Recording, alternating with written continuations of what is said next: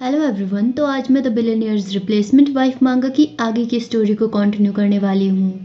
तो अब तक हमने देखा कि अपने असिस्टेंट को रिवर और उसकी आंटी का ध्यान रखने के लिए कहकर मार्को मिनिस्टर के साथ मीटिंग अटेंड करने के लिए जा रहा था। तभी रिवर उसे हॉस्पिटल के बाहर कार में बैठते हुए देख लेती है और फिर दौड़कर मार्को की कार के पीछे पीछे जाती है। रिवर मार्को को आवाज भी डालती है पर मार्को की कार वहां से चली जाती है।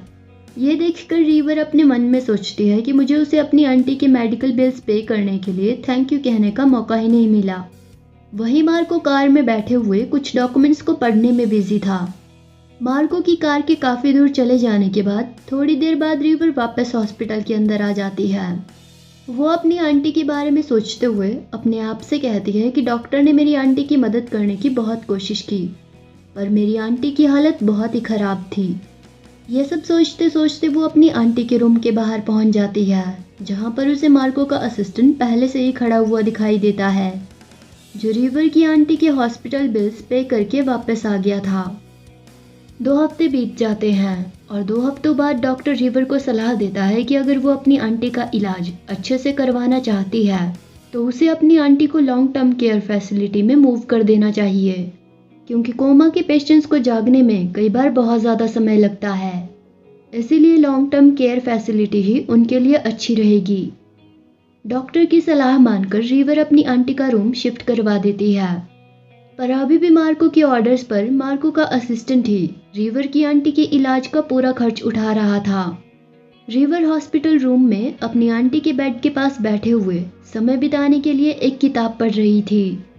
तभी रिवर अपनी आंटी की तरफ देखते हुए अपने मन में सोचती है कि मुझे नहीं पता कि अब तक मेरी आंटी के इलाज में कितने पैसे खर्च हो गए हैं और ना ही मेरी ये पूछने की हिम्मत हुई।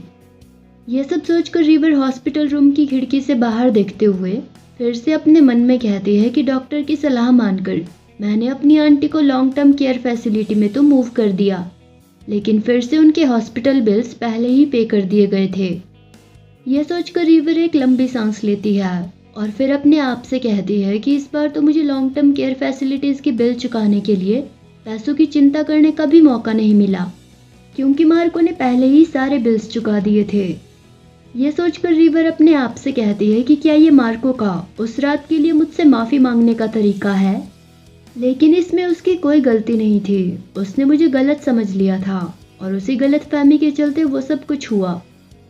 यह सोचकर रिवर ब्लश करते हुए अपने आप से सवाल करती है कि लेकिन क्या मार्को उस तरह का काम करने वाली लड़कियों के साथ अक्सर समय बिताता है और उन्हें उसके साथ रात बिताने के लिए हायर करता है। यह सब सोचने के बाद रिवर अपना सिर हिलाते हुए अपने आप से कहती है कि मैं इन सब बातों के बारे में क्यों सोच रही हूँ। मार्को अपनी लाइफ में क्या करता है इन सब बातों का मुझसे कोई लेना देना नहीं है। यह सोचकर रिवर अपनी गोद में ली हुई उस किताब को पढ़ना छोड़कर उसे बंद कर देती है और फिर अपने सर पर अपना एक हाथ रखकर अपने आप से कहती है कि इसके अलावा मार्को को मेरी आंटी फ्रांसिन के मेडिकल ट्रीटमेंट का खर्च उठाने की भी कोई ज़रूरत नहीं है। रिवर कहती है कि मैं नहीं चाहती कि मार्को ये सोचे कि मैं उसके पैसे चाहती हूँ, बल्कि मैं तो उसे ये बताना चाहती हूँ कि मैं बाद में उसके सारे पैसे चुका दूंगी। ये सोचकर रिवर अपनी आंटी की तरफ देखते हुए अपने आप से कहती है कि लेकिन मेरे पास तो उसका फ़ोन नंबर भी नहीं है, तो भला मैं उसे ये बात कैसे बता पाती।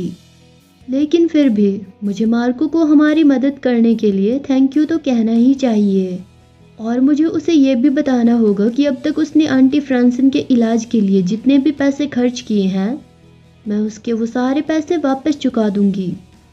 ये सब सोचकर रिवर अपने फ़ोन की तरफ देखते हुए अपने आप से कहती है कि लेकिन मेरे पास उसका नंबर नहीं है। तभी अचानक से फ़ोन में स्क्रॉल करते करते रिवर को एक न्यूज़ आर्टिकल में मार्को की G20 समिट की एक पिक्चर दिखाई देती है। अचानक से अपने फ़ोन में मार्को की वो पिक्चर देखकर पहले तो रिवर थोड़ा घबरा जाती है पर फिर वो उस पिक्चर के साथ छपे हुए आर्टिकल को ध्यान से पढ़ती है। उस आर्टिकल में लिखा हुआ था कि G20 समिट की हाल ही में हुई मिनिस्टर्स की मीटिंग बहुत ही अच्छी रही क्योंकि इस बार उनकी कंट्री के एनर्जी और टेक्नोलॉजी एंटरप्रेन्योर्स ने बहुत सारे नए कॉन्ट्रैक्ट्स हासिल किए। मार्को की उस पिक्चर के साथ मार्को का पूरा नाम और उसके ब्लैक वाटर होल्डिंग के बिजनेस के बारे में भी लिखा हुआ था। इसीलिए उस आर्टिकल को पढ़ने के बाद रिवर को मार्को के पूरे नाम नोह डी मार्को के बारे में पता चलता है। पर मार्को का पूरा नाम पता चलते ही रिवर को कुछ याद आता है और फिर रिवर अपने आप से कहती है कि वेट, एक बार विलियम ने मुझे इस बारे में बताया था, लेकिन मैं ये बात कैसे भूल सकती हूँ। ये सब सोचकर रिवर अपने आप से कहती है कि लेकिन अब मैं क्या करूँ। मार्को को डायरेक्टली थैंक यू कहने के लिए ना तो मेरे पास उसका फ़ोन नंबर है और ना ही उसकी ईमेल, और मार्को के असिस्टेंट विलियम ने भी कभी मुझे मार्को का नंबर नहीं दिया। मेरे पास मार्को और विलियम दोनों में से किसी से भी बात करने का या उन्हें कांटेक्ट करने का कोई ज़रिया नहीं है, और ऐसा लगता है कि विलियम को हमेशा मुझसे पहले पता होता है कि मेरी आंटी को किस चीज़ की ज़रूरत है, इसीलिए वो हर बार मुझसे पहले मेरी आंटी के बिल्स पे कर देता है। लगता है हॉस्पिटल स्टाफ विलियम को मेरी आंटी की कंडीशन के बारे में इंफॉर्मेशन दे देता है, इसीलिए विलियम को उस दिन के बाद कभी मुझसे मिलने की ज़रूरत नहीं पड़ी। यह सब सोचकर रिवर अपनी आंखें बंद कर देती है और फिर अपने आप से कहती है कि अगर मार्को ये सब कुछ इसीलिए कर रहा है क्योंकि उसे गिल्टी फील हो रहा है और इसीलिए वो मुझे कंपनसेट करना चाहता है, तो उसे ये सब कुछ करना बंद कर देना चाहिए। ये सब बातें सोचकर रिवर के सर में दर्द होने लगा था, इसीलिए वो फिर से अपने सर पर अपना एक हाथ रखते हुए अपने मन में कहती है कि मार्को के हमारे लिए इतना सब करने की वजह से अब मुझे बुरा लगना शुरू हो गया है। मार्को ने मुझे माफिया से बचाया था और मुझे पता है कि उसने मुझे छुड़ाने के लिए अपने दोस्त मिस्टर एक्स को भी अपने फ़ोन से बहुत सारे पैसे भेजे थे, इसीलिए ये कहना गलत नहीं होगा कि इस सब के बाद हम दोनों बराबर हो गए थे। इसीलिए अब उसे गिल्टी फील करना बंद कर देना चाहिए और मैं भी उसकी और उधारी नहीं रखना चाहती हूँ। मैं फिर से जॉब करके उसके वो सारे पैसे चुकाना चाहती हूँ जो उसने मेरी आंटी के इलाज के लिए खर्च किए हैं। यह सब सोचकर रिवर फैसला लेती है कि उसे कैसे भी करके डायरेक्टली मार्को से बात करनी होगी और मार्को को बताना होगा कि वो सबसे महंगी केयर फैसिलिटी में उसकी आंटी का इलाज ना करवाए। रिवर कहती है कि यहाँ की केयर फैसिलिटी के डॉक्टर्स ने मुझे बताया था कि मेरी आंटी फ्रांसिन का यहाँ पर और कोई खास ट्रीटमेंट नहीं होगा, वो सिर्फ मेरी आंटी की देखभाल करने के अलावा बस मेरी आंटी के वापस जागने का इंतज़ार कर रहे हैं। रिवर कहती है कि अगर ऐसी बात है तो मैं हमारे घर में भी मेरी आंटी की देखभाल कर सकती हूँ। इस सब के बाद रिवर मार्को से डायरेक्टली बात करने के लिए मार्को के बारे में इंफॉर्मेशन इकट्ठा करती है। इंटरनेट से मिले इंफॉर्मेशन से रिवर को मार्को की कंपनी के हेडक्वार्टर का एड्रेस पता चलता है, इसीलिए रिवर मार्को को ढूंढते हुए उसकी कंपनी के हेडक्वार्टर की बिल्डिंग में पहुंचती है। बिल्डिंग के अंदर जाने पर रिवर अपने मन में कहती है कि मार्को के बारे में जो इन्फॉर्मेशन मैंने सर्च की थी उसमें मुझे ये भी पता चला था कि मार्को अपना ज़्यादातर काम अपनी कंपनी के हेडक्वार्टर की बिल्डिंग से ही करता है, इसीलिए मैं उम्मीद करती हूँ कि यहाँ पर मैं मार्को से मिल पाऊँ। ये सब सोचकर रिवर आगे बढ़ती है, पर उस जगह को देखकर रिवर थोड़ा घबरा जाती है क्योंकि वो इससे पहले कभी भी इतनी बड़ी जगह में नहीं गई थी। रिसेप्शन के पास खड़े हुए रिवर अपने मन में सोचती है कि क्या मैं उन्हें सीधे मार्को से मिलने के लिए पूछ सकती हूँ, पर फिर रिवर सोचती है कि शायद पहले मुझे उन्हें विलियम से मिलने के लिए पूछना चाहिए। मार्को के बजाय विलियम से मिलना ज़्यादा आसान होगा और फिर विलियम से मिलने के बाद मैं उसे मार्को से मिलने की अपनी रिक्वेस्ट बता सकती हूँ। ये सोचकर रिवर इधर उधर देखने लगती है और फिर अपने मन में कहती है कि या फिर मुझे यही लॉबी में ही उनका इंतज़ार करना चाहिए। उन दोनों में से कोई ना कोई तो बाहर आते हुए मुझे दिख ही जाएगा। तभी रिवर को काफ़ी देर से वहाँ पर खड़े हुए देखकर सिक्योरिटी गार्ड रिवर के पास आकर उसे गुड मॉर्निंग कहता है और फिर पोलाइटली रिवर से पूछता है कि मिस, क्या मैं आपकी कोई मदद कर सकता हूँ। अचानक से सिक्योरिटी गार्ड को वहाँ पर देखकर पहले तो रिवर थोड़ा घबरा जाती है, पर फिर सिक्योरिटी गार्ड की ग्रीटिंग का जवाब देते हुए उसे गुड मॉर्निंग सर कहती है।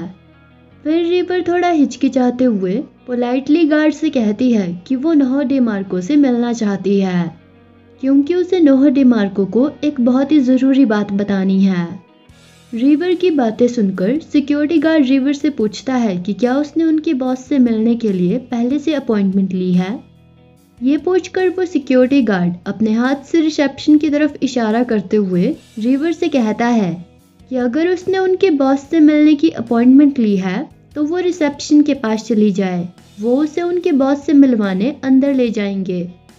पर गार्ड की बातें सुनकर रिवर अपनी नजरें झुकाए नहीं में सिर हिलाते हुए गार्ड को बताती है कि अभी उसके पास अपॉइंटमेंट नहीं है। ये बताने के बाद रिवर गार्ड से कहती है कि वो सिर्फ उनके बॉस को थैंक यू कहना चाहती थी, पर उसके पास उनके बॉस की कॉन्टैक्ट इन्फॉर्मेशन नहीं थी। इसीलिए वो ये उम्मीद लेकर यहाँ आई थी कि शायद वो यहाँ पर उनके बॉस से मिल पाए। यह सब कहने के बाद रिवर उस सिक्योरिटी गार्ड से पूछती है कि अगर अलाउड हो तो क्या वो यहाँ लॉबी में बैठकर उनके बॉस के बाहर आने का इंतज़ार कर सकती है। रिवर को इतने पोलाइटली बात करते हुए देखकर वो सिक्योरिटी गार्ड मुस्कुराता है और फिर रिवर से कहता है कि शायद आज का दिन आपका लकी दिन है, क्योंकि ज़्यादातर समय मिस्टर मार्को बिजनेस ट्रिप्स में बिजी रहते हैं, इसीलिए वो सिर्फ कभी कभार ही यहाँ आते हैं। पर आज वो सुबह सुबह ही यहाँ आने के बाद 30वीं मंजिल पे अपने ऑफिस की तरफ गए थे, इसीलिए आप लॉबी में बैठकर मिस्टर मार्को के नीचे आने का इंतज़ार कर सकती हैं। सिक्योरिटी गार्ड की बातें सुनकर रिवर खुश हो जाती है और फिर उससे कहती है कि अगर ऐसी बात है तब तो मैं बहुत खुश हूँ और मैं उम्मीद करती हूँ कि बाद में मैं मिस्टर मार्को से मिल पाऊँ। ऐसे कहकर रिवर लॉबी की सिटिंग एरिया की तरफ देखते हुए गार्ड से पूछती है कि क्या मैं वहाँ रखे हुए काउच पर बैठकर मिस्टर मार्को के नीचे आने का इंतज़ार कर सकती हूँ। यह सुनकर गार्ड अपने हाथ से रिवर को आगे जाने का इशारा करते हुए मुस्कुराकर रिवर से कहता है कि मिस आप आराम से वहाँ बैठकर मिस्टर मार्को का इंतज़ार कर सकती हैं। सिक्योरिटी गार्ड से परमिशन लेने के बाद रिवर लॉबी के सिटिंग एरिया में जाकर एक काउच के ऊपर बैठ जाती है और फिर मार्को के नीचे आने का इंतज़ार करने लगती है। रिवर लगभग सुबह 8 बजे से लॉबी में बैठे हुए मार्को के नीचे आने का इंतज़ार कर रही थी, पर दोपहर के 12 बज जाते हैं पर अभी तक मार्को नीचे नहीं आया था। देखते ही देखते लंच टाइम भी गुजर जाता है पर मार्को लंच करने भी नीचे नहीं आया था। काफ़ी देर तक लॉबी में बैठे हुए मार्को का इंतज़ार करने के बाद रिवर अपनी कलाई की घड़ी में समय देखते हुए अपने आप से कहती है कि 2 बज गए हैं, क्या अब तक उसे लंच करने के लिए नीचे नहीं आ जाना चाहिए था। ये सोचकर रिवर फिर से मार्को का इंतज़ार करने लगती है, पर तभी अचानक से रिवर के पेट में दर्द होने लगता है। इसीलिए रिवर अपने एक हाथ से अपने पेट को पकड़ते हुए अपने आप से कहती है कि मुझे बहुत भूख लगी है, लेकिन मैं खाना लेने बाहर नहीं जा सकती हूँ, क्योंकि अगर मैं खाना लेने यहाँ से बाहर गई तो हो सकता है कि उसी वक्त मिस्टर मार्को भी नीचे आ जाए, और अगर ऐसा हुआ तब मैं उनसे नहीं मिल पाऊंगी। रिवर को पेट में बहुत दर्द हो रहा था, पर फिर भी वो वहीं पर बैठे हुए मार्को के नीचे आने का इंतज़ार कर रही थी। तभी अचानक से लिफ्ट नीचे आती है और फिर लिफ्ट का दरवाज़ा खुलते ही मार्को और उसका असिस्टेंट विलियम लिफ्ट से बाहर निकलते हैं। लिफ्ट के खुलने की आवाज़ सुनकर रिवर भी उस डायरेक्शन में देखती है, पर फिर मार्को और विलियम को लिफ्ट से बाहर आते देखकर रिवर बहुत खुश हो जाती है। पर अभी भी रिवर के पेट में बहुत दर्द हो रहा था, इसीलिए वो काउच से उठते हुए अपने एक हाथ को अपने पेट पर रखती है और अपने दूसरे हाथ से वहीं काउच पर रखे अपने बैग को उठाते हुए मार्को और विलियम की तरफ जाने लगती है। क्योंकि सीटिंग एरिया लॉबी के दूसरे हिस्से में थोड़े पीछे की तरफ था, इसीलिए लिफ्ट से बाहर आने के बाद मार्को और विलियम का ध्यान रिवर पर नहीं जाता है, इसीलिए वो दोनों रिवर को देखे बिना ही वहां से बाहर की तरफ जा रहे थे। उन दोनों को वहां से बाहर जाते हुए देखकर रिवर पीछे से मार्को को मार्को सर कहकर आवाज़ डालती है। अचानक से किसी को अपना नाम लेकर पुकारते हुए सुनकर मार्को चलते चलते रुक जाता है और फिर पीछे की तरफ मुड़कर उस आवाज़ की दिशा में देखता है। तभी अचानक से रिवर को वहां पर देखकर मार्को रिवर को पहचान जाता है और उसे वहां पर देखकर थोड़ा खुश भी हो जाता है। तभी रिवर मुस्कुराकर मार्को की तरफ देखते हुए उससे कहती है कि मुझे आपसे कुछ बात करनी है। मार्को से ऐसा कहने के बाद रिवर मार्को की तरफ चलकर आने लगती है, पर इससे पहले कि रिवर मार्को तक पहुंच पाती, अचानक से रिवर को कुछ हो जाता है। इसीलिए वो अचानक से बेहोश होकर नीचे गिरने लगती है।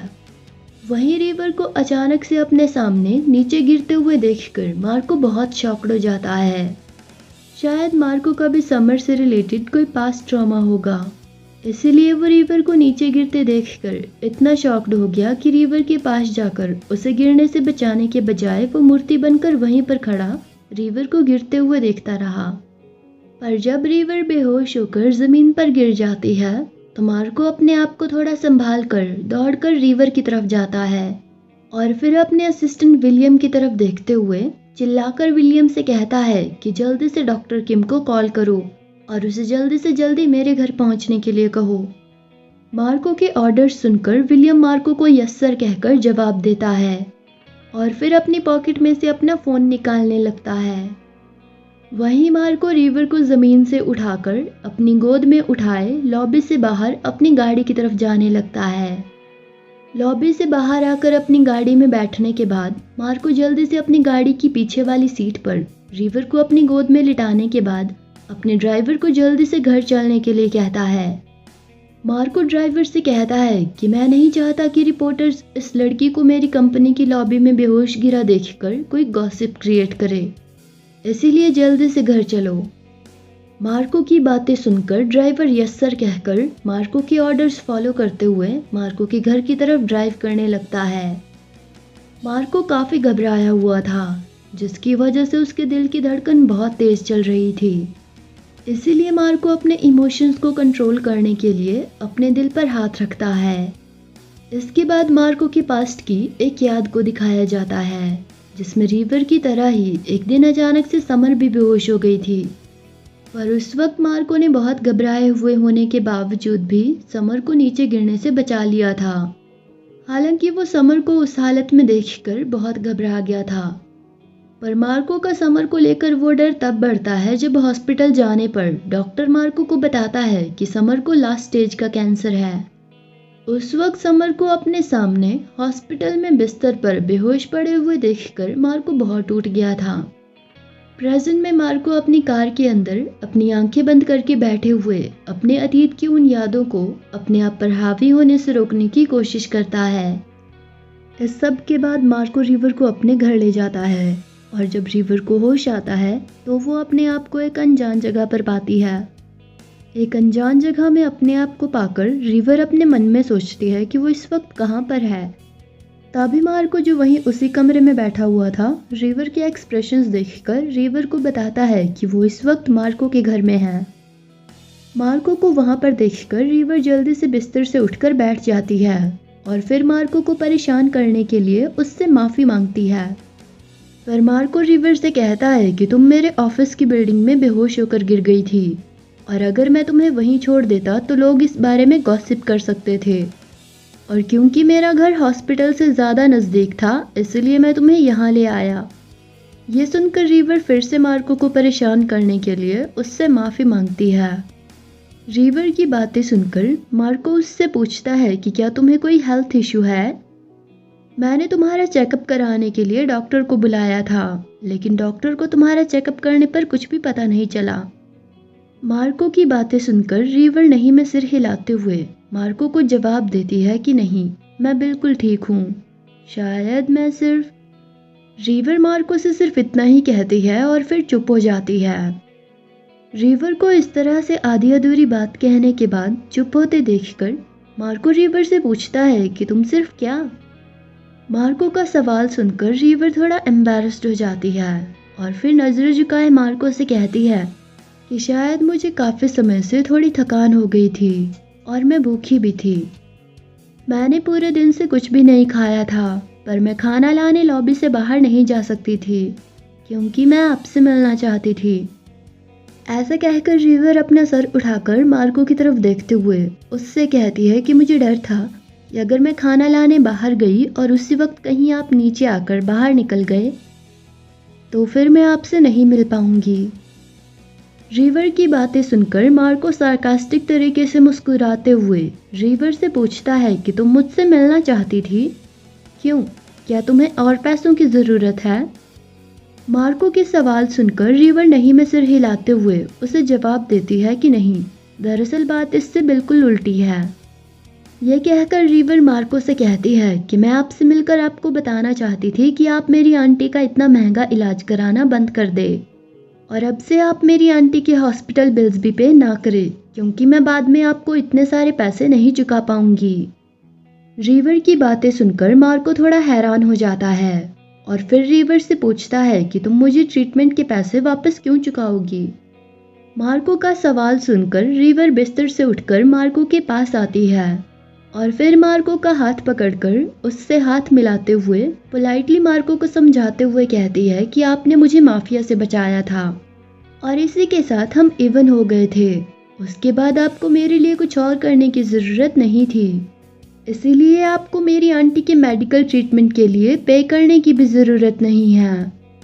इसके अलावा मैं किसी के एहसान तले नहीं दबना चाहती हूँ। रिवर की बातें सुनकर मार्को बहुत हैरान हो जाता है और हैरानी से रिवर की तरफ देखने लगता है। तभी रिवर मार्को के हाथ को अपने दोनों हाथों से पकड़कर नजरें झुकाए जमीन पर बैठ जाती है और फिर मार्को से कहती है कि उस दिन के बाद माफिया में से कोई भी मुझे ढूंढते हुए मेरे पास नहीं आया। इसका मतलब है कि मार्गोट ने मुझसे सच कहा था। रिवर मार्को के हाथ को अपने दोनों हाथों में पकड़े मार्को के हाथ की तरफ देखते हुए उससे कहती है कि मुझे पता है कि मेरी आज़ादी खरीदने के लिए आपने अपने दोस्त को बहुत सारे पैसे दिए थे और इसी वजह से आज मैं आज़ाद हूँ। रिवर को इस तरह से अपना हाथ पकड़े देखकर मार्को अपने मन में सोचता है कि मैंने तो सोचा कि ये लड़की मुझसे और पैसे मांगने आई है, लेकिन ये तो मेरा उसे डेनिस से खरीदने के लिए एहसान मानती है। इस लड़की का सोचने का तरीका सच में बहुत अजीब है। तभी रिवर सर उठाकर मार्को की तरफ देखते हुए उससे कहती है कि मुझे पता है कि आपको उस दिन वो रात बिताने की वजह से गिल्टी फील हो रहा है, लेकिन वो सब एक गलत फहमी के चलते हुआ। हम दोनों ने ही एक दूसरे को गलत समझ लिया था, इसीलिए मैं आपको उस सब के लिए दोषी नहीं मानती हूँ और इसीलिए आपको मुझे जो कुछ भी हुआ उसके लिए कंपनसेट करना बंद कर देना चाहिए। रिवर की बातें सुनकर मार्को मुस्कुराते हुए रिवर की तरफ देखता है और फिर रिवर से कहता है कि अच्छा, तो क्या ऐसी बात है। मार्को की ये बात सुनकर रिवर उसका हाथ छोड़ देती है और फिर अपनी आंखें बंद करके जल्दी से मार्को को जवाब देती है कि हाँ, यही बात है। इसीलिए आप प्लीज़ अपने असिस्टेंट विलियम को इतनी महंगी वाइट विलो केयर फैसिलिटी में मेरी आंटी का इलाज कराने से मना कर दे। और वैसे भी वहाँ के डॉक्टर्स ने मुझे बताया है कि वो मेरी आंटी का कोई अलग ट्रीटमेंट नहीं कर रहे हैं, इसीलिए मेरी आंटी को किसी अफोर्डेबल केयर फैसिलिटी में एडमिट कराना ज़्यादा अच्छा होगा, ताकि मैं अपनी आंटी के मेडिकल बिल्स अपने आप पे कर पाऊँ। इस तरह से रिवर को इतनी रिक्वेस्ट करते हुए देखकर मार्को हाँ में सर हिलाते हुए रिवर से कहता है कि ठीक है।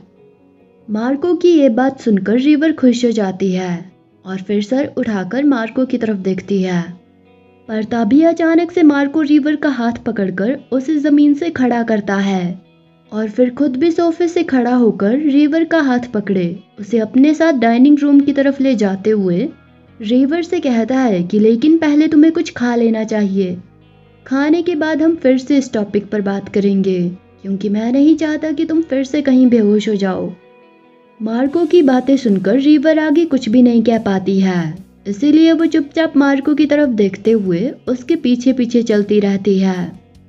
मार्को रिवर को खाना खिलाने ले जाता है और फिर खाने के बाद फिर से मार्को रिवर के साथ अपनी कॉन्वर्सेशन कंटिन्यू करने के लिए उसे अपने साथ अपने स्टडी रूम में ले जाता है। स्टडी रूम में जाने के बाद मार्को रिवर को अपने सामने सोफे पर बैठने के लिए कहता है और फिर रिवर को एक ब्लू कलर की फाइल पढ़ने के लिए देता है। उस फाइल को देखकर रिवर मार्को से पूछती है कि ये क्या है सर। रिवर का सवाल सुनकर मार्को रिवर के सामने वाले सोफे पर बैठ जाता है और फिर रिवर से कहता है कि ये वो कॉन्ट्रैक्ट है जो मैंने अमेलिया डेंजल, मेरी एक्स मंगेतर को दिया था और तुम अमेलिया डेंजल को तो जानती ही होगी। सुपर मॉडल अमेलिया डेंजल का नाम सुनकर रिवर हैरानी से मार्को से पूछती है कि अमेलिया डेंजल आपकी मंगेतर है। रिवर का सवाल सुनकर मार्को रिवर से कहता है कि एक्स मंगेतर, अमेलिया डेंजल मेरी मंगेतर थी। मार्को को इस तरह से गुस्से में जवाब देते देखकर रिवर थोड़ा घबरा जाती है और फिर मार्को से कहती है कि हाँ, मेरे कहने का यही मतलब था। पर मार्को से ऐसा कहने के बाद रिवर को अचानक से उस दिन एटमॉस्फेयर क्लब में हुए इंसिडेंट की याद आती है, जब वहां पर वेट्रेस की जॉब करते हुए रिवर ने सुपर मॉडल अमेलिया डेंजल को एक आदमी के साथ क्लब के वीआईपी रूम में देखा था। पर उस दिन वीआईपी रूम में हुए उस इंसिडेंट को देखने के बाद रिवर मार्को से बहुत डर गई थी। लेकिन उस दिन रिवर मार्को का पूरा चेहरा नहीं देख पाई थी, इसीलिए अब तक रिवर मार्को को नहीं पहचान पाई थी। प्रेजेंट में रिवर उस दिन एटमॉस्फेयर क्लब में हुए उस इंसिडेंट को याद करके बहुत घबरा जाती है और फिर घबराहट की वजह से कंपकपाते हुए मार्को से कहती है कि वेट, क्या उस दिन क्लब के उस वीआईपी रूम में सुपर मॉडल अमेलिया डेंजल के साथ वो आप थे? पर मार्को रिवर के सवाल का कोई जवाब नहीं देता है और रिवर से कहता है कि मुझे एक ऐसी औरत की ज़रूरत है जो मेरी रिप्लेसमेंट वाइफ बन सके और जो मेरी आदमी होने की सभी ज़रूरतों का ध्यान भी रखे और मेरे लिए मेरे बच्चे को भी जन्म दे। रिवर से ऐसा कहने के बाद मार्को उसे बताता है कि अमेलिया मेरी ये सारी शर्तें मान गई थी, लेकिन बाद में उसने मुझे धोखा दे दिया, इसलिए अब मैं उसकी जगह लेने के लिए किसी और को ढूंढ रहा हूँ। मार्को की बातें सुनने के बाद रिवर उदास होकर मार्को से कहती है कि मुझे समझ नहीं आया, आप अपने लिए एक वाइफ ढूंढ रहे हैं, लेकिन इस सब का मुझसे क्या लेना देना है? रिवर की बातें सुनकर मार्को उससे कहता है कि मैं वाइफ नहीं बल्कि रिप्लेसमेंट वाइफ ढूंढ रहा हूँ। यह सुनकर रिवर मार्को की तरफ देखते हुए उससे कहती है कि ओह, तो आप मिस अमेलिया डेंजल की जगह किसी और लड़की से शादी करके उस लड़की को अपनी रिप्लेसमेंट वाइफ बनाना चाहते हैं। पर रिवर की ये बात सुनते ही मार्को बहुत गुस्सा हो जाता है और फिर रिवर से कहता है कि क्या बकवास है। मार्को को इतना गुस्सा देखकर रिवर को फिर से एटमॉस्फेयर क्लब में हुए उस इंसिडेंट की याद आ जाती है, इसीलिए रिवर बहुत घबरा जाती है और डर की वजह से फिर से कंपकपाना शुरू कर देती है। रिवर अपनी उसी हालत में सर झुकाए मार्को से कहती है कि अगर आपको मेरी किसी बात की वजह से बुरा लगा हो तो मुझे माफ़ कर दीजिए। रिवर को इतना डरा हुआ देखकर मार्को अपनी सीट से खड़ा हो जाता है और फिर रिवर से माफ़ी मांगते हुए कहता है कि मैं आप पर गुस्सा नहीं था, मुझे सिर्फ उस घटिया औरत के बारे में सोचकर गुस्सा आ गया था जिसने मुझे किसी और आदमी के साथ मिलकर धोखा देने की कोशिश की थी। ऐसा कहकर मार्को रिवर के पास आकर उसके सर पर अपना एक हाथ रखता है और फिर रिवर को सहलाते हुए उससे कहता है कि डरो मत, मैं तुम्हें चोट नहीं पहुंचाऊंगा। मैं कोई क्रूर इंसान नहीं हूँ, लेकिन तब तक जब तक कि तुम भी अमेलिया की तरह ही बेवकूफ़ी करके मुझे धोखा देने की कोशिश नहीं करोगी। मार्को की बातें सुनकर रिवर शांत हो जाती है और फिर मार्को की तरफ देखते हुए उससे कहती है कि वो मार्को को धोखा नहीं देगी। रिवर की ये बात सुनकर मार्को मुस्कुराते हुए उससे कहता है कि ये तो अच्छी बात है, लेकिन जैसा कि मैंने अभी कहा कि मुझे एक औरत की ज़रूरत है जो मेरी रिप्लेसमेंट वाइफ बन सके। रिवर से ऐसा कहने के बाद मार्को खिड़की के पास जाकर रिवर की तरफ पीठ करके खड़ा हो जाता है और फिर शीशे से बाहर की तरफ देखते हुए रिवर से कहता है कि जिस औरत से मैं प्यार करता था उसकी मौत हो चुकी है, लेकिन मुझे मेरी माँ, मेरे परिवार और मेरी मरी हुई लवर की खातिर अपनी ज़िंदगी जीते रहना होगा और इसी वजह से मैंने अमेलिया के साथ अपनी रिप्लेसमेंट वाइफ बनने का कॉन्ट्रैक्ट साइन किया था, लेकिन उसने मुझे शादी से पहले ही धोखा दे दिया, इसीलिए मैंने उसके साथ वो कॉन्ट्रैक्ट कैंसिल कर दिया और अब मैं तुम्हें मेरी रिप्लेसमेंट वाइफ बनने का ऑफ़र दे रहा हूँ। मार्को की ये बात सुनकर रिवर अपनी सीट से खड़ी हो जाती है और फिर खामोशी से मार्को की तरफ देखने लगती है। तभी मार्को रिवर से कहता है कि हम दोनों की शादी होगी और तुम लीगली मेरी वाइफ बनोगी, लेकिन हमारे बीच कोई प्यार नहीं होगा। तुम्हें सभी सोशल इवेंट्स और फैमिली इवेंट्स में मेरी पत्नी के तौर पर मेरे साथ शामिल होना होगा और जब भी मुझे तुम्हारी ज़रूरत होगी तो तुम्हें रात को मेरे साथ सोना भी होगा और सबसे ज़रूरी बात, तुम्हें मेरे बच्चों को भी जन्म देना होगा। रिवर से ये सब कहने के बाद मार्को पीछे की तरफ मुड़ता है और फिर दुखी होकर रिवर की तरफ देखते हुए उससे कहता है कि मैं कब का आधा मर चुका हूँ और अब तक तो तुम्हें भी ये पता चल ही गया होगा कि मैं किसी और औरत के साथ नहीं बल्कि सिर्फ अपनी मरी हुई लवर और मंगेतर समर के साथ ही अपने बच्चों को जन्म देना चाहता हूँ। मार्को रिवर से कहता है कि समर की कीमोथेरेपी के ट्रीटमेंट से पहले हमने समर के बहुत सारे एम्ब्रियोज को फ्रीज करवा कर रख दिया था ताकि समर के कैंसर का ट्रीटमेंट होने के बाद अगर हम नेचुरली बेबी कंसीव ना भी कर पाए तो हम फिर भी उसके फ्रोज किए हुए एम्ब्रियोज के जरिए माँ बाप बन पाएं। मार्को रिवर से कहता है कि इसीलिए अब मुझे एक ऐसी औरत की ज़रूरत है जो मेरे साथ मेरी पत्नी बनकर रहे और मेरे और समर के फ्रोजन एम्ब्रियोज को भी अपनी कोख में रखे और उन्हें जन्म दे। मार्को की ये बातें सुनकर रिवर हैरानी से उसकी तरफ देखती रहती है। तभी मार्को रिवर की तरफ देखते हुए उससे कहता है कि अगर तुम एक लालची औरत नहीं हो तो तुम इस डील की वजह से बहुत फायदे में रहोगी। मैं तुम्हें मेरे और समर के बच्चों को जन्म देने के लिए $10 मिलियन दूंगा और तुम्हें उन बच्चों का तब तक ध्यान रखना होगा जब तक कि वो दूध छोड़कर खाना खाना ना शुरू कर दे। इसके बाद भी जब तक हम दोनों शादीशुदा है और तुम मेरे साथ मेरी पत्नी बनकर रहती हो तब तक मैं तुम्हें हर साल $1 मिलियन अलग से दूंगा। मार्को की ये बातें सुनकर रिवर बहुत शॉक्ड हो जाती है और फिर मार्को से पूछती है कि $10 मिलियन। इस पर मार्को रिवर से कहता है कि इतने पैसों से तुम अपनी आंटी के इलाज का पूरा खर्च उठा पाओगी और उन्हें सारी बेहतरीन चीजें दिलवा पाओगी और जब तुम यहाँ से जाओगी तो इतने पैसों के साथ तुम खुद भी एक बहुत ही अच्छी जिंदगी जी पाओगी। इसके अलावा मैं इस बात का भी पूरा इंतजाम करूंगा कि तुम्हारा वो घटिया अंकल तुम्हें और तुम्हारी आंटी को कभी परेशान ना करे और हमेशा के लिए जहन्नुम में सड़े। अपने अंकल जेम्स की याद आते ही रिवर बिल्कुल ठंडी पड़ जाती है। रिवर को इस तरह से अपने अंकल का नाम सुनकर घबराते हुए देखकर मार्को मुस्कुराते हुए उससे कहता है कि मैं तुम्हारे उस अंकल को कभी भी तुम्हारे या तुम्हारी आंटी के आसपास भी नहीं भटकने दूंगा और मैं इस बात का भी पूरा इंतजाम करूंगा कि तुम हमेशा माफिया से सेफ रहो और अगर तुम फिर से अपने अंकल की वजह से माफिया के चुंगल में नहीं पड़ना चाहती हो तो तुम्हें इस पूरी दुनिया में मेरे पास रहने से ज्यादा सुरक्षित जगह और कहीं भी नहीं मिलेगी। मार्को की बातें सुनकर रिवर बहुत दुखी हो जाती है और वो थोड़ा गुस्सा भी हो जाती है। तभी मार्को सीरियस होकर रिवर की तरफ देखते हुए उससे कहता है कि मुझे घुमा फिरा कर बात करना पसंद नहीं है और मुझे बेफजूल की बातों से तो सख्त नफरत है। इसीलिए मैं उम्मीद करता हूँ कि तुम इस बारे में सोचकर मुझे जल्दी से जवाब दे दो। मार्को की बातें सुनकर रिवर उस नए कॉन्ट्रैक्ट की फाइल को उठाती है और फिर उस फाइल को अपने हाथ में लेकर उस फाइल की तरफ देखते हुए मार्को से पूछती है कि क्या आप सच में अपनी मरी हुई मंगेतर की रिप्लेसमेंट के तौर पर मुझसे शादी करके मुझे अपनी रिप्लेसमेंट वाइफ बनाना चाहते हैं। रिवर का सवाल सुनकर मार्को हाँ में सिर हिलाता है और फिर हाँ कहकर रिवर को जवाब देता है। ये सुनकर रिवर उस फाइल को पकड़े जमीन की तरफ देखते हुए मार्को से पूछती है कि आपने मुझे ही क्यों चुना।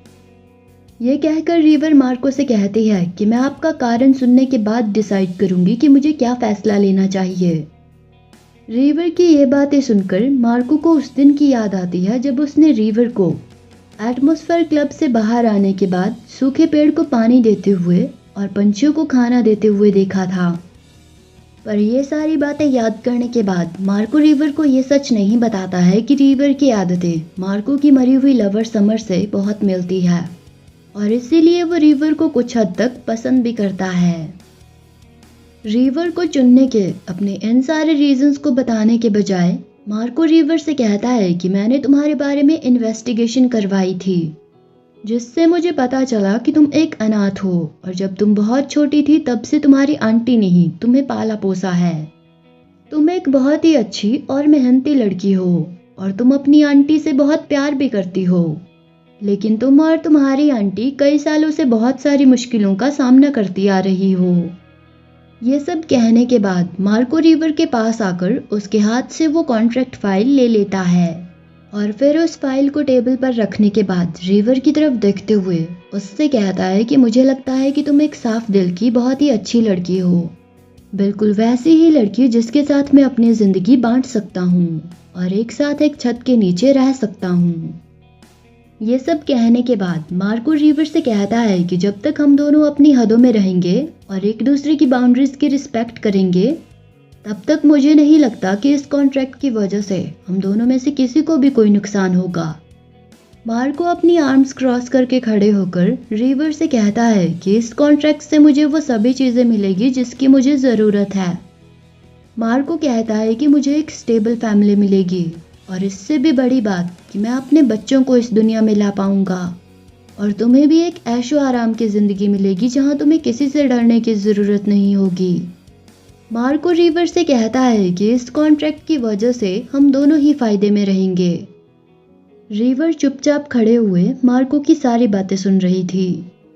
तभी मार्को रिवर से कहता है कि कुछ सालों बाद अगर तुम ये घर छोड़कर जाना चाहोगी, तब भी तुम्हारे पास इतने पैसे होंगे कि तुम आराम से अपनी बाकी की जिंदगी जी पाओगी। अब तक मार्को की सारी बातें खामोशी से सुनने के बाद रिवर मार्को की तरफ देखते हुए उससे कहती है कि अच्छा, ऐसी बात है।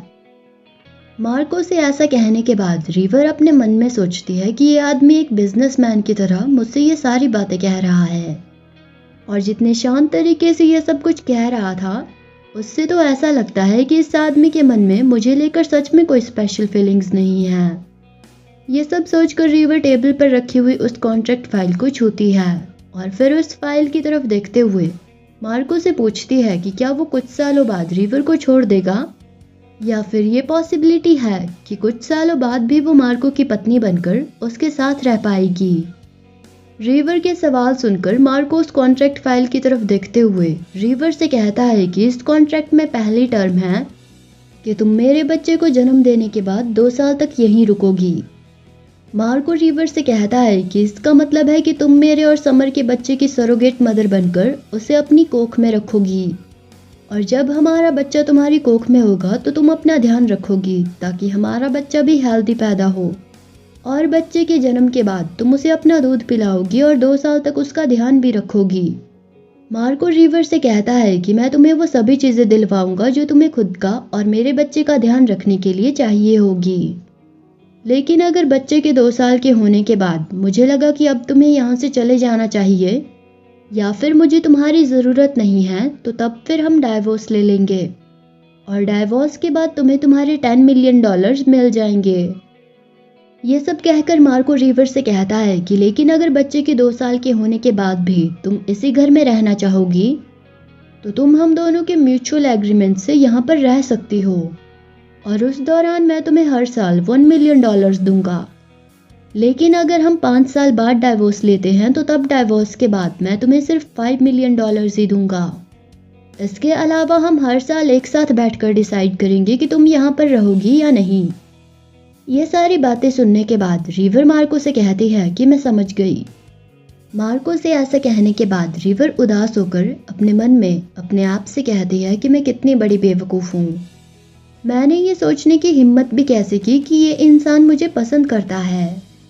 मैं एक साधारण सी गरीब लड़की हूँ जिसके पास अपनी आंटी के अलावा कुछ भी नहीं है, और मुझसे पहले जिस औरत को ये रोल ऑफर किया गया था वो एक सुपर मॉडल थी, और मुझे यकीन है कि इस इंसान की मरी हुई लवर भी इसी इंसान के स्टेटस की रही होगी। ये सब सोचकर रिवर कॉन्ट्रैक्ट साइन करने के लिए टेबल से एक पेन उठाते हुए मार्को से पूछती है कि मुझे कहाँ पर साइन करने चाहिए। मार्को से ऐसा पूछकर रिवर फिर से अपने आप से कहती है कि मार्को ने सही कहा कि ये कॉन्ट्रैक्ट हम दोनों के लिए फ़ायदेमंद है। पर रिवर का सवाल सुनकर मार्को उसे कोई जवाब नहीं देता है और बस लगातार रिवर को घूरता रहता है।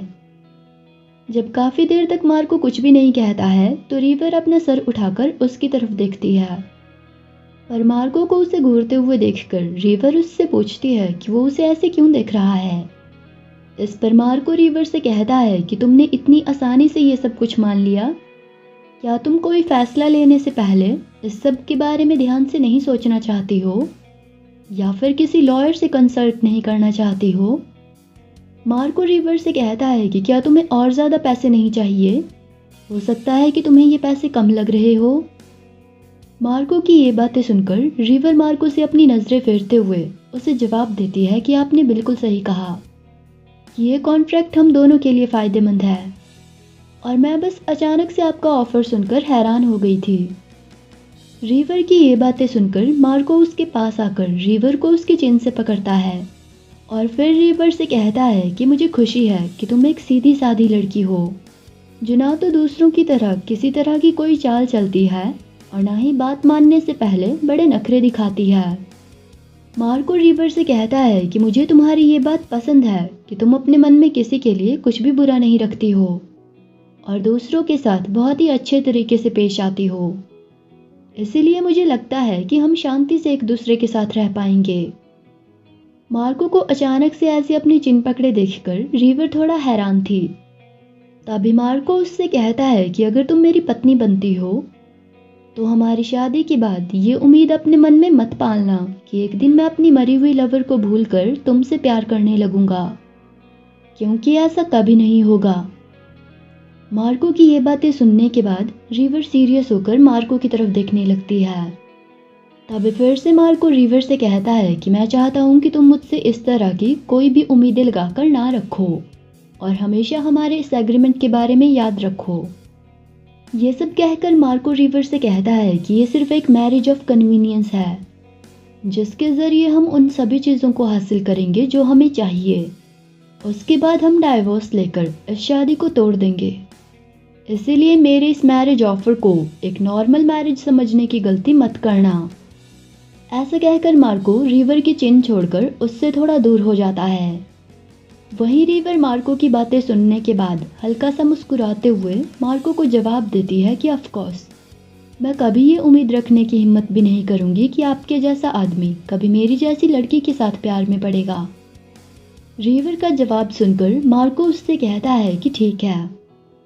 रिवर से ऐसा कहने के बाद मार्को कॉन्ट्रैक्ट के ड्राफ्ट को उठाकर अपने हाथ में ले लेता है और फिर उन पेपर्स को रिवर को दिखाते हुए उससे कहता है कि ये सिर्फ कॉन्ट्रैक्ट के ड्राफ्ट पेपर्स हैं, जिन्हें तुम पढ़कर कॉन्ट्रैक्ट के टर्म्स और कंडीशन के बारे में जान सकती हो और कल मेरा वकील पक्के पेपर्स और बाकी सारी चीज़ों की तैयारी करेगा और उसके बाद हम जल्दी ही शादी कर लेंगे।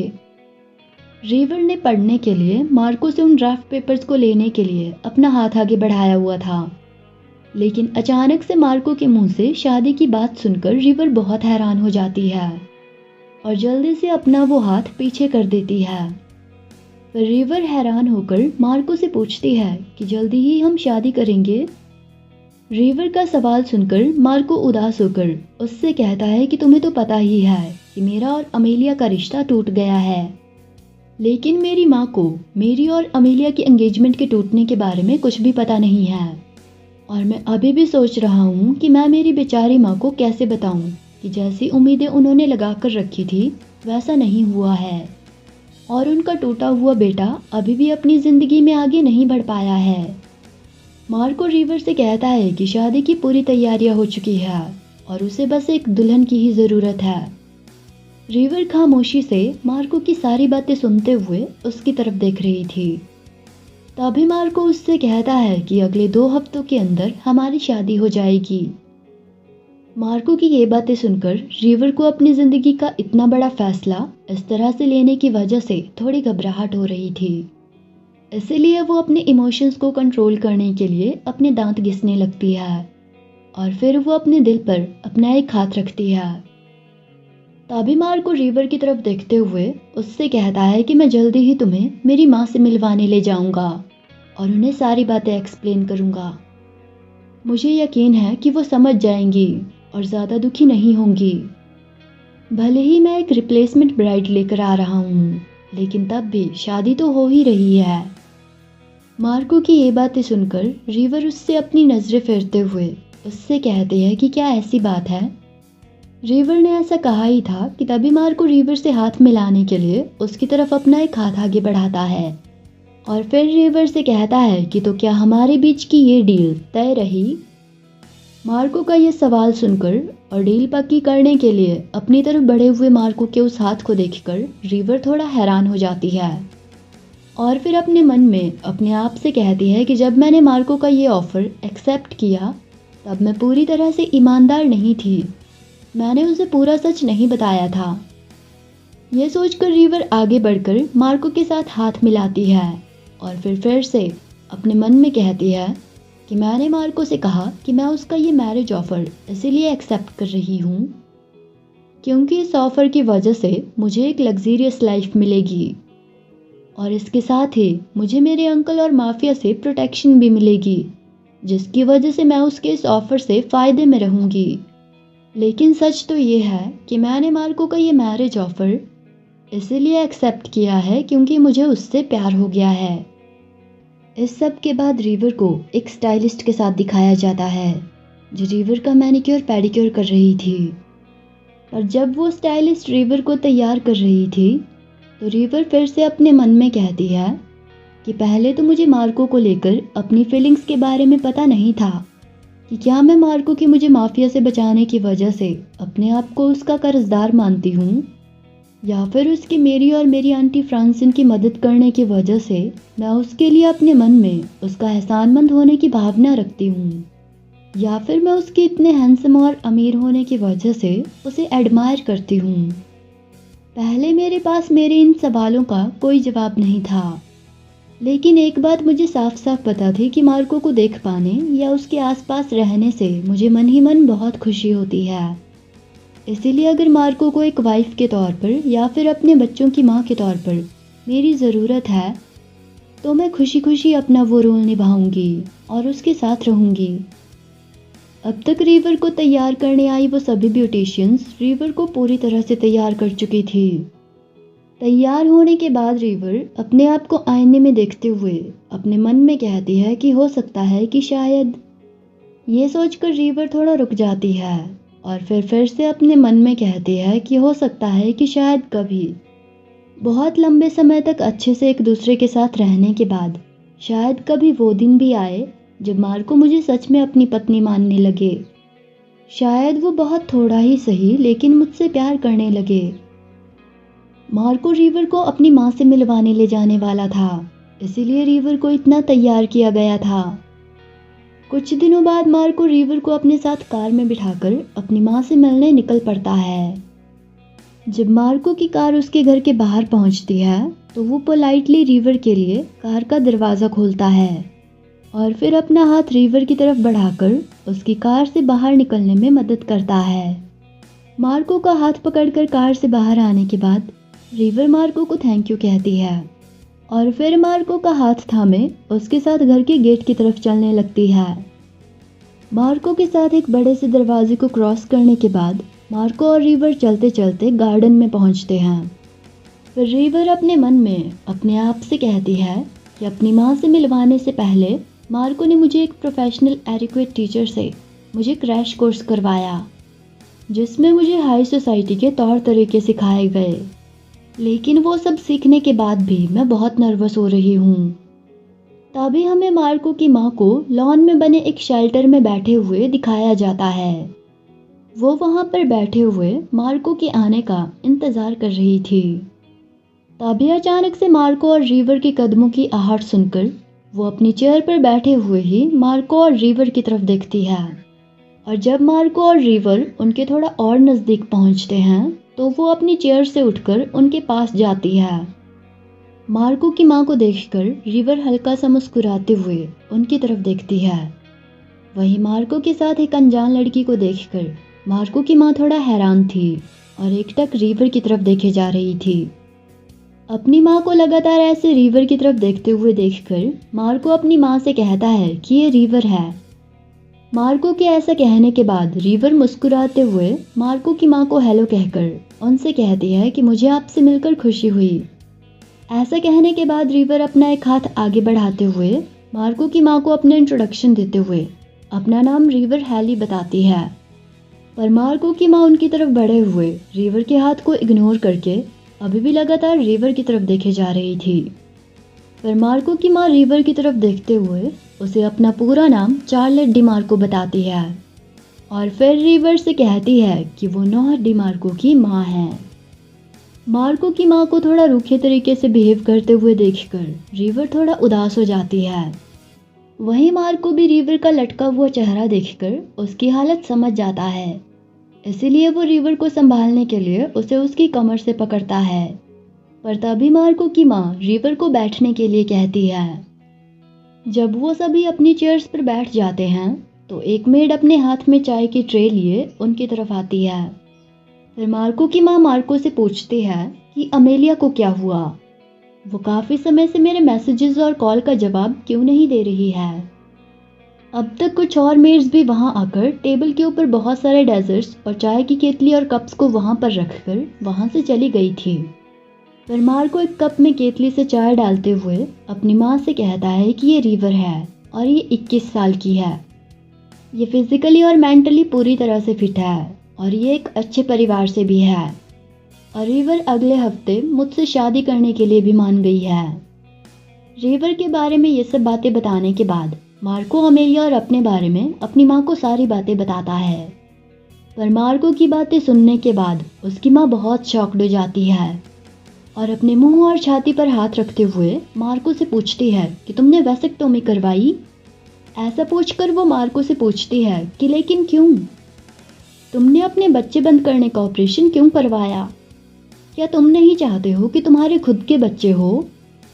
अपनी माँ के ये सारे सवाल सुनकर मार्को उन्हें संभालते हुए उनके कंधे पर अपना एक हाथ रखता है और फिर उन्हें समझाते हुए उनसे कहता है कि मेरे समर के साथ पहले से ही अपने बच्चे हैं, बस उनके जन्म लेने की देर है।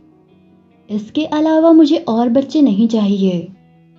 अपनी माँ से ऐसा कहने के बाद मार्को अपनी दूसरी तरफ बैठी हुई रिवर का हाथ पकड़ता है और फिर रिवर की तरफ देखते हुए फिर से अपनी माँ से कहता है कि हमारे जिन बच्चों को समर अपने पीछे छोड़ गई है, रिवर लैब में रखे हमारे उन बच्चों को जन्म देने के लिए तैयार है और मैं अपने और समर के उन बच्चों को पालूंगा। इसीलिए मैंने रिवर से शादी करने का फैसला लिया है। यह सब कहने के बाद मार्को अपनी माँ से कहता है कि रिवर मेरी पत्नी बनेगी। वहीं मार्को के मुंह से ये शब्द सुनकर रिवर खुश हो जाती है और फिर मुस्कुराते हुए अपने मन में कहती है कि जब भी मैं मार्को के मुंह से यह सुनती हूँ कि मैं उसकी पत्नी बनूंगी तो ना चाहते हुए भी मुझे बहुत खुशी होती है। रिवर को इस तरह से मुस्कुराकर मार्को की तरफ देखते हुए देखकर मार्को की माँ लगातार रिवर की तरफ देखे जा रही थी। वहीं रिवर भी ये बात नोटिस कर लेती है और फिर अपने मन में अपने आप से कहती है कि मुझे लगता है कि शायद मार्को की माँ को भी मार्को को लेकर मेरी फीलिंग्स के बारे में पता चल गया है और इसीलिए उन्होंने अपने बेटे के साथ मेरे रिश्ते के लिए मना नहीं किया। अपने बेटे मार्को की सारी बातें सुनने और रिवर को देखने के बाद मार्को की माँ एक लंबी सांस लेती है और फिर मार्को से कहती है कि क्या ऐसी बात है।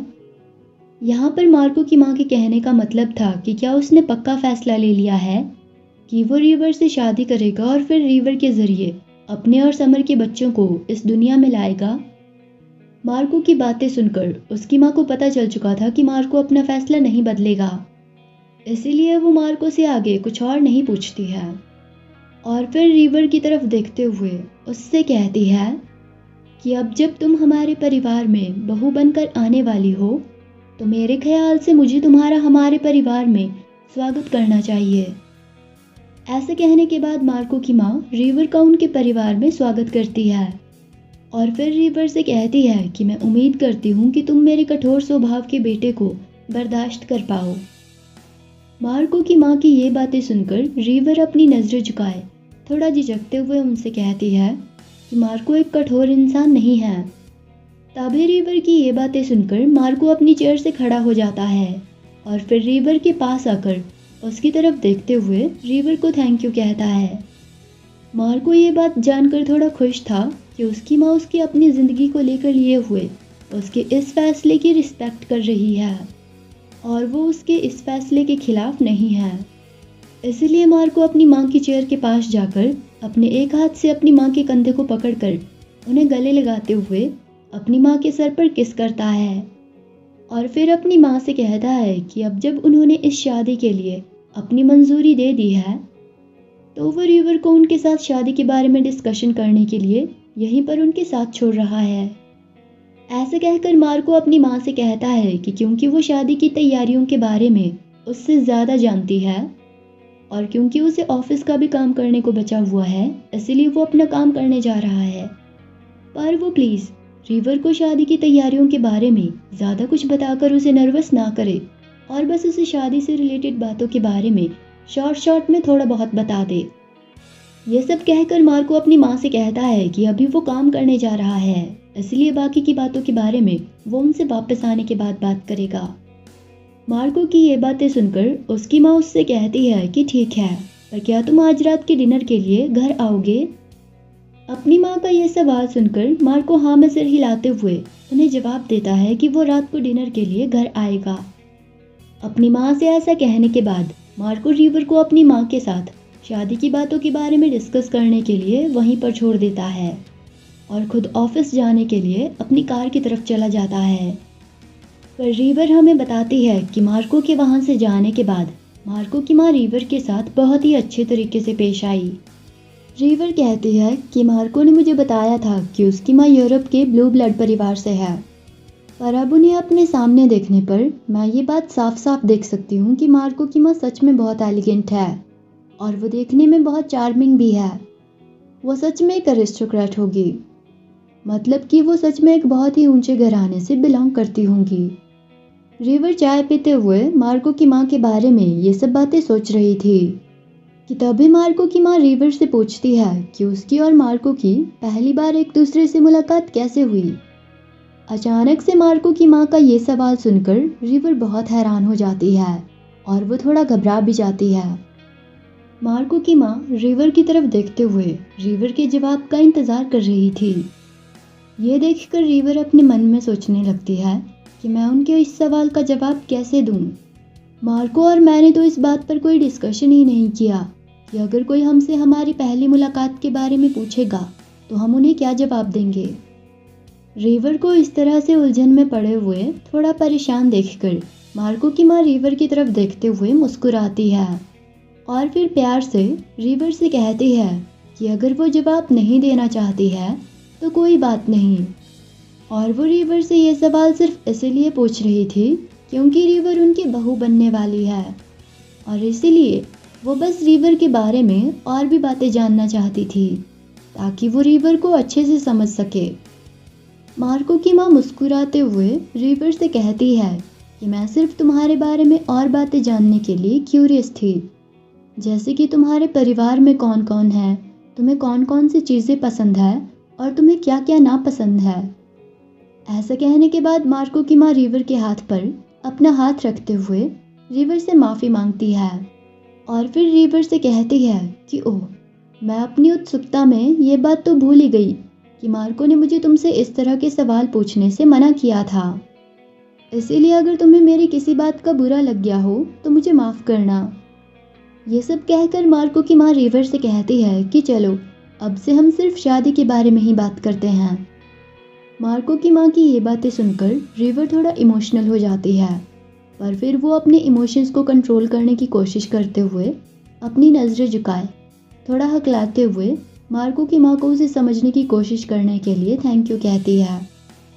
फिर रिवर हमें बताती है कि मार्को की माँ के साथ दोपहर की चाय के बाद मार्को का असिस्टेंट विलियम रिवर को उसके पुराने घर ले जाने आ गया था ताकि वो वहाँ से उसका सामान ला सके। रिवर विलियम के साथ कार में बैठे हुए खिड़की से बाहर की तरफ देख रही थी। रिवर अपने मन में कहती है कि अब से लेकर मार्को के साथ उसकी शादी होने तक वो मार्को के बहुत सारे मकानों में से एक मकान में रहेगी। इस सब के बाद मार्को का असिस्टेंट विलियम रिवर को उसके और उसकी आंटी फ्रांसिन के घर ले आता है। घर के अंदर जाने पर रिवर उस घर की चीज़ों को ध्यान से देखने लगती है और फिर अपने मन में सोचती है कि इस घर में जहाँ मैंने बचपन से लेकर अब तक अपनी पूरी ज़िंदगी बिताई है, अब इस घर को छोड़ना मेरे लिए बहुत मुश्किल हो रहा है। मेरा मेरे घर को छोड़कर जाने का बिल्कुल भी मन नहीं है। रिवर ये सब कुछ सोच ही रही थी कि तभी मार्को का असिस्टेंट विलियम वहाँ आकर रिवर से कहता है कि मिस, अब हमें यहाँ से चलना चाहिए। विलियम की ये बातें सुनकर रिवर विलियम की तरफ देखती है और फिर हमें बताती है कि विलियम ने रिवर और उसकी आंटी का सामान पैक करने में उसकी मदद की, लेकिन सामान पैक करते वक्त उसे रियलाइज़ हुआ कि वो और उसकी आंटी कितने गरीब हैं, क्योंकि उसके पास पैक करने के लिए एक भी कीमती चीज़ नहीं थी। फिर रिवर विलियम को ठीक है कहकर जवाब देती है और अपने घर के एक कमरे का दरवाज़ा बंद करते हुए अपने मन में कहती है कि मेरे यहाँ से जाने का समय हो गया है, इसीलिए अब मुझे यहाँ से चलना चाहिए, क्योंकि जब तक अंकल जेम्स बाहर है तब तक वो कभी भी यहाँ आ सकते हैं, और इसीलिए मेरा यहाँ अकेले रहना मुझे बिल्कुल भी सेफ नहीं लग रहा है।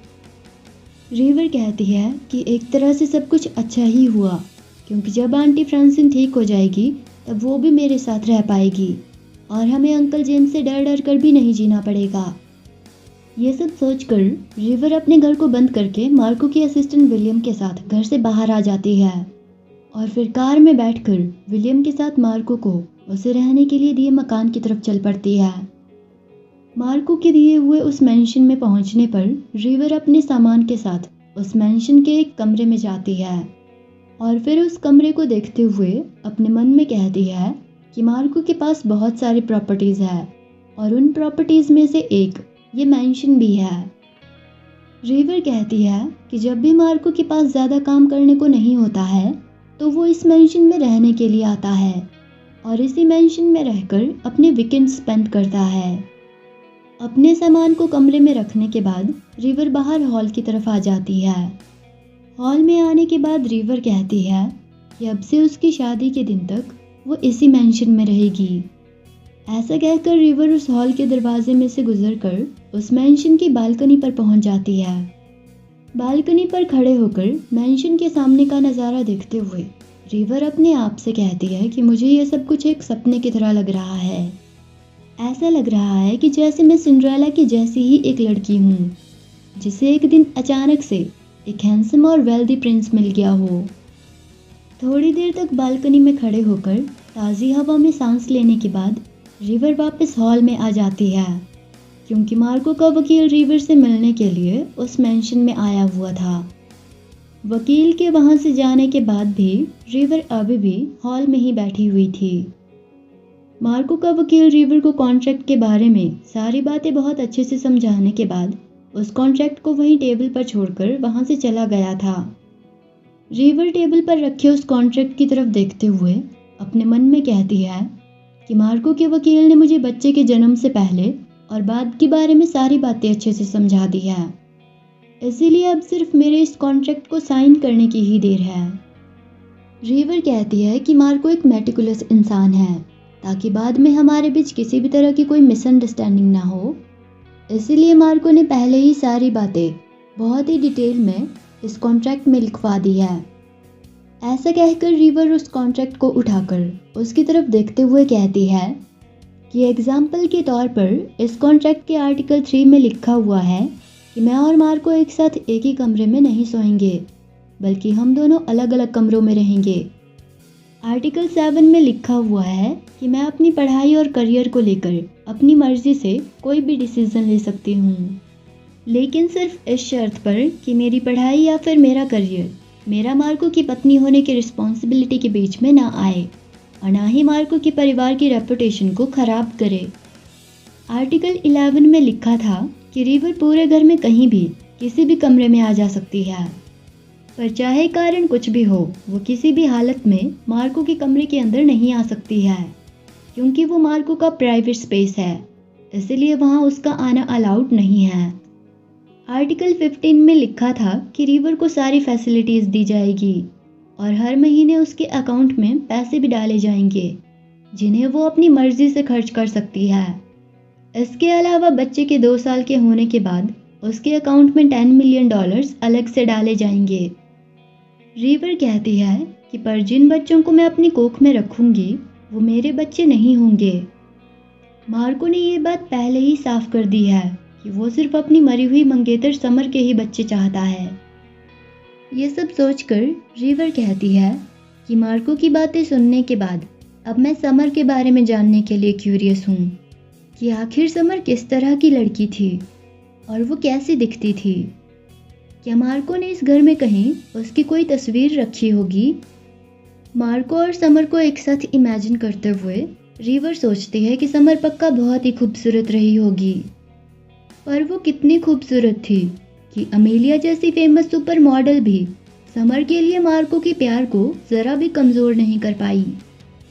ये सब सोचकर रिवर एक लंबी सांस लेती है और फिर अपने मन में कहती है कि मुझे अमेलिया के जैसे लालची नहीं बनना चाहिए और मार्को के मरे हुए प्यार के बारे में सोचना बंद कर देना चाहिए। ये सब सोचकर रिवर पेन उठाकर उस कॉन्ट्रैक्ट पर साइन करते हुए अपने मन में कहती है कि समर को मार्को के दिल में ही जिंदा रहने देना चाहिए। वो पक्का एक बहुत ही अच्छी लड़की रही होगी, अभी तो मार्को उसकी मौत के बाद भी कभी उसे प्यार करना नहीं छोड़ पाया। रिवर कहती है कि मेरे लिए इतना ही काफ़ी है कि मैं मार्को के साथ रह सकती हूँ और उसे वो सब दे सकती हूँ जिसकी उसे ज़रूरत है। अगले दिन रिवर को वेडिंग ड्रेस चूज़ करने के लिए एक शॉप में ले जाया जाता है, पर उस शॉप की स्टाफ जो रिवर को वेडिंग ड्रेसेस दिखा रही थी, रिवर से कहती है कि रिवर बहुत ही ज़्यादा खूबसूरत है। इसीलिए उसे ये देखकर बहुत बुरा लग रहा है कि रिवर को अपनी शादी के दिन ज़्यादातर लोगों की ही तरह यहाँ पर रखी हुई ड्रेसेस में से एक वेडिंग ड्रेस चूज़ करनी पड़ रही है। रिवर से ऐसा कहने के बाद वो लड़की एक लंबी सांस लेती है और फिर उदास होकर रिवर से कहती है कि काश मैं आपके लिए एक कस्टम वेडिंग ड्रेस बना पाती, एक ऐसी ड्रेस जो होने वाली मिसेस डे मार्को ने कम से कम 6 महीने पहले ऑर्डर कर दी होती और वो ड्रेस हज़ारों कीमती हीरे मोतियों से जड़ी होती। ये कहकर वो लड़की रिवर से कहती है कि मैंने एक ऐसी ही कीमती प्रिंसेस वेडिंग ड्रेस बनाई थी, लेकिन मिस अमेलिया उस ड्रेस को ले गई, इसीलिए अब मेरे पास वैसी कोई और ड्रेस नहीं है जिसे मैं आपके हिसाब से फिट करके आपकी शादी में पहनने के लिए दे सकूं। उस लड़की की बातें सुनकर रिवर वहां पर रखी हुई बाकी वेडिंग ड्रेसेस की तरफ देखते हुए उस लड़की से कहती है कि कोई बात नहीं, तुम्हारी बनाई हुई सभी ड्रेसेस के डिज़ाइन बहुत ही अच्छे हैं, बल्कि मुझे तो तुम्हारी बनाई हुई ड्रेसेस पहनने का मौका मिलने की वजह से बहुत ही ऑनर्ड फील हो रहा है।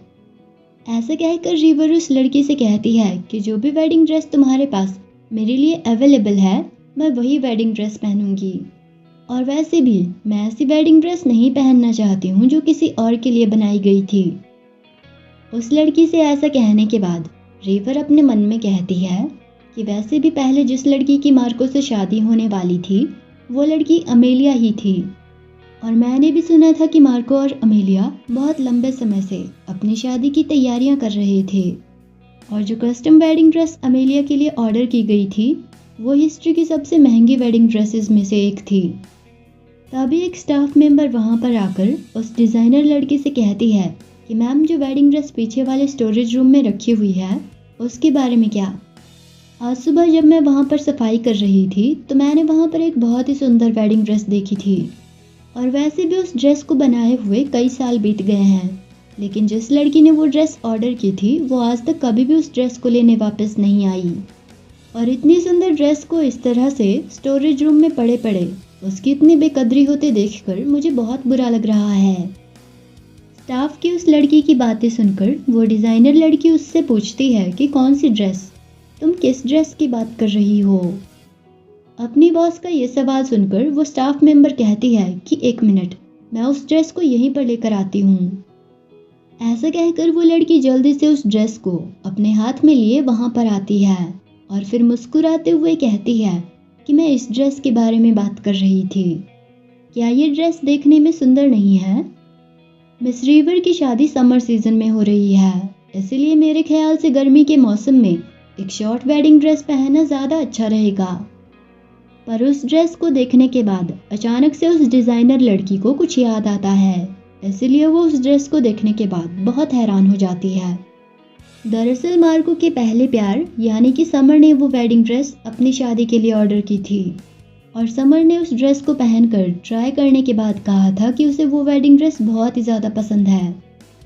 समर के बारे में ये सारी बातें याद आने के बाद वो डिज़ाइनर लड़की अपने सर पर हाथ रखते हुए अपने मन में कहती है कि समर की शादी होने से बहुत पहले ही वो बीमार पड़ गई थी, इसीलिए उसके मंगेतर ने कभी भी ये ड्रेस देखी ही नहीं थी। ये सोचकर वो डिज़ाइनर लड़की रिवर की तरफ देखते हुए अपने मन में कहती है कि बहुत ही बदकिस्मती की बात है, लेकिन ये ड्रेस सच में बहुत सुंदर है, इसीलिए शायद मैं इस ड्रेस को रिवर को दे सकती हूँ। वैसे भी मिस्टर मार्को को ये बात पता नहीं है कि समर ने ये ड्रेस अपने लिए ऑर्डर करवाई थी। यह सब सोचकर वो डिज़ाइनर लड़की मुस्कुराते हुए रिवर की तरफ देखती है और फिर उससे पूछती है कि क्या आप ये ड्रेस ट्राई करना चाहेंगी। उस ड्रेस को देखकर रिवर थोड़ा खुश हो जाती है और फिर मुस्कुराते हुए उस डिज़ाइनर लड़की से कहती है कि क्या मैं सच में इस ड्रेस को ट्राई कर सकती हूँ। रिवर को खुश देखकर वो डिज़ाइनर लड़की मुस्कुराते हुए रिवर से कहती है कि ऑफ कोर्स आप इस ड्रेस को पहन सकती हो। डिज़ाइनर से परमिशन लेने के बाद रिवर उस ड्रेस को ट्राई करने के लिए चेंजिंग रूम में चली जाती है। थोड़ी देर बाद रिवर उस ड्रेस को पहनकर बाहर आ जाती है और फिर आईने के सामने अपने आप को देखने लगती है। रिवर को वो ड्रेस पसंद आ गई थी, इसीलिए वो उस ड्रेस को पहनने के बाद खुश लग रही थी। तभी अचानक से बाहर से एक आवाज़ आती है। स्टाफ की एक मेंबर किसी को अंदर आने से मना कर रही थी। वो स्टाफ मेंबर किसी आदमी से कह रही थी कि सर आप अंदर नहीं आ सकते हो, इस वक्त ब्राइड अपनी वेडिंग ड्रेस ट्राई कर रही है, इसलिए इस वक्त अंदर आना सख्त मना है। वो आदमी दरअसल कोई और नहीं बल्कि मार्को ही था। मार्को स्टाफ मेंबर की बातों को इग्नोर करके दरवाज़ा खोलकर अंदर आ जाता है और फिर रिवर से कहता है कि मैं तुम्हें लेने के लिए आया था, लेकिन तुम मेरे किसी भी मैसेज का कोई जवाब नहीं दे रही थी, इसीलिए मैं यहाँ आ गया। मार्को ने रिवर से ऐसा कहा ही था कि तभी अचानक से वो कहते कहते चुप हो जाता है और हैरान होकर एक जगह पर खड़ा हो जाता है। वहीं रिवर अचानक से मार्को को वहाँ पर देखकर थोड़ा घबरा जाती है और फिर मार्को से माफ़ी मांगते हुए कहती है कि मैं वेडिंग ड्रेस ट्राई करने में इतना खो गई थी कि मुझे समय का कोई ध्यान ही नहीं रहा और इसीलिए मैंने आपके मैसेजेस को भी नहीं देखा। तभी मार्को थोड़ा गुस्सा होकर रिवर से कहता है कि क्या तुम इस ड्रेस को अपनी शादी पर पहनने वाली हो। मार्को की बातें सुनकर रिवर मार्को से पूछती है कि आपको क्या लगता है कि ये ड्रेस कैसी है। इस पर मार्को वहां पर रखी हुई दूसरी वेडिंग ड्रेसेस की तरफ इशारा करते हुए रिवर से कहता है कि तुम वहां पर रखी हुई इतनी सारी ड्रेसेस में से कोई भी एक ड्रेस पहन लो, वैसे भी तुम्हें सिर्फ एक ड्रेस चूज करने में इतना टाइम क्यों लग रहा है। मार्को की ये बातें सुनकर रिवर उदास हो जाती है और फिर नजरें झुकाए वहां पर खड़े हुए मार्को से माफ़ी मांगती है। साथ ही रिवर अपने मन में सोचती है कि मार्को एक बहुत ही बिजी आदमी है, मुझे वेडिंग ड्रेस चूज करने में इतना समय लगाकर मार्को को इतनी देर तक बाहर इंतज़ार नहीं करवाना चाहिए था। वहीं मार्को को इस तरह से बिहेव करते हुए देखकर वो ड्रेस डिज़ाइनर अपने मन में सोचती है कि मिस्टर मार्को को देखकर ऐसा लगता है कि वो शादी से रिलेटेड रीति रिवाजों को बिल्कुल भी नहीं मानते हैं, इसीलिए उन्होंने इस बात की भी कोई परवाह नहीं की कि दूल्हे को अपनी शादी की रस्मों से पहले दुल्हन को उसकी वेडिंग ड्रेस में नहीं देखना चाहिए। यह सोचकर वो डिज़ाइनर फिर से अपने मन में सोचती है कि लेकिन क्या मिस्टर मार्को के अंदर आने का यही एक कारण है कि वो पुराने अंधविश्वासों को नहीं मानते हैं, या फिर उन्हें इस शादी के होने से कोई फ़र्क ही नहीं पड़ता है। वहीं मार्को को गुस्सा देखकर रिवर मार्को से कहती है कि वो इस ड्रेस को बदल देगी और कोई और वेडिंग ड्रेस चूज करेगी। मार्को से ऐसा कहने के बाद रिवर अपने मन में कहती है कि मुझे ये ड्रेस बहुत ज़्यादा पसंद है, लेकिन ऐसा लगता है कि मिस्टर मार्को को ये ड्रेस बिल्कुल भी पसंद नहीं है। यह सब सोचने के बाद रिवर उदास होकर ड्रेस को चेंज करने के लिए वहाँ से जाने लगती है। रिवर को इतना उदास देखकर वो ड्रेस डिज़ाइनर भी थोड़ा दुखी हो जाती है और फिर रिवर के साथ चलते हुए उससे कहती है कि मैं भी तुम्हारी ड्रेस चूज़ करने में मदद करती हूँ। रिवर से ऐसा कहने के बाद वो ड्रेस डिज़ाइनर अपने मन में सोचती है कि वेट, कहीं मिस्टर मार्को ने पहले भी ये ड्रेस कहीं देखी तो नहीं थी, जिसकी वजह से उन्हें पता हो कि ये ड्रेस समर के लिए बनाई गई थी और इसीलिए वो इस ड्रेस को देखने के बाद अचानक से इतना उदास हो गए और फिर हम पर भड़क गए। यह सब सोचकर वो ड्रेस डिज़ाइनर थोड़ा घबरा जाती है और फिर अपने मन में कहती है कि ऐसा लगता है कि मैंने मिस्टर मार्को को गुस्सा कर दिया है। ड्रेस चूज़ करने के बाद मार्को और रिवर वहाँ से चले आते हैं, लेकिन जब वो दोनों कार में वहाँ से आ रहे थे तब रास्ते में मार्को रिवर से पूछता है कि क्या तुमने वो कॉन्ट्रैक्ट साइन कर दिया। इस पर रिवर मार्को को जवाब देती है कि हाँ, मैंने साइन कर दिया है। ऐसा कहकर वो उस कॉन्ट्रैक्ट फाइल को उठाकर मार्को को दिखाती है। रिवर के हाथ में उस कॉन्ट्रैक्ट फाइल को देखकर मार्को रिवर से उस फाइल को ले लेता है और फिर उस फाइल को खोलकर चेक करने लगता है। कॉन्ट्रैक्ट फाइल के पेजेस बदलकर उसे अच्छे से चेक करने के बाद मार्को उस फाइल को बंद करके अपनी गोद में रख देता है और फिर अपनी सीट पर आराम से बैठे हुए कार की खिड़की से बाहर की तरफ देखते हुए रिवर से कहता है कि अच्छा किया, अगले 2 दिनों में हमारी शादी हो जाएगी और फिर तुम अपना मिसेस डेमार्को होने का रोल निभाना शुरू कर सकती हो। हनीमून के बाद मैं तुम्हारे लिए बहुत सारे टीचर्स अपॉइंट करूंगा जो तुम्हें एक अपर क्लास वुमन होने के तौर तरीके सिखाएंगे ताकि तुम अच्छे से अपना मिसेस डेमार्को होने का रोल निभा सको। मार्को की सारी बातें चुपचाप सुनने के बाद रिवर हाँ में सिर हिलाती है और फिर मार्को से कहती है कि ठीक है। वहीं रिवर का जवाब सुनने के बाद मार्को कहकर जवाब देता है और फिर अपनी आंखें बंद करके अपनी सीट पर बैठे बैठे ही सो जाता है। मार्को को सोया हुआ देखकर रिवर मार्को के चेहरे की तरफ देखने लगती है और फिर अपने मन में सोचती है कि मुझे अभी भी विश्वास नहीं हो रहा कि हमारी शादी हो रही है और फिर मेरे बगल में बैठा हुआ ये हैंडसम आदमी मेरा पति बन जाएगा। अपनी और मार्को की शादी के बारे में सोचकर रिवर थोड़ा खुश थी। तो अब आगे की कहानी में क्या होता है ये जानने के लिए मिलते हैं अगली वीडियो में। तब तक के लिए बाय बाय।